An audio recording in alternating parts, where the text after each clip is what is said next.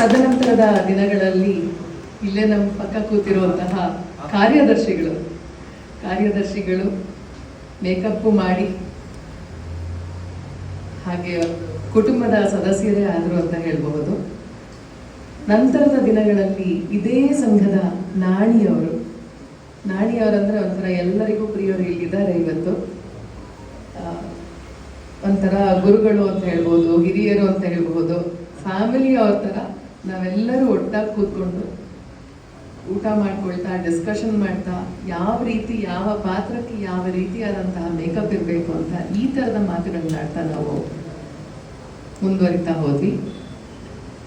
ಇರುವಂತಹ ಹುಡುಗರಲ್ಲಿ ಆಲ್ಮೋಸ್ಟ್ ಇಲ್ಲಿ ಎಲ್ಲರೂ ಹುಡುಗರಾಗಿದ್ದವರು ಇವತ್ತು ಒಂದು ಒಳ್ಳೆಯ ವಯಸ್ಕ ವ್ಯಕ್ತಿಯಾಗಿ ರೂಪುಗೊಂಡಿದ್ದಾರೆ.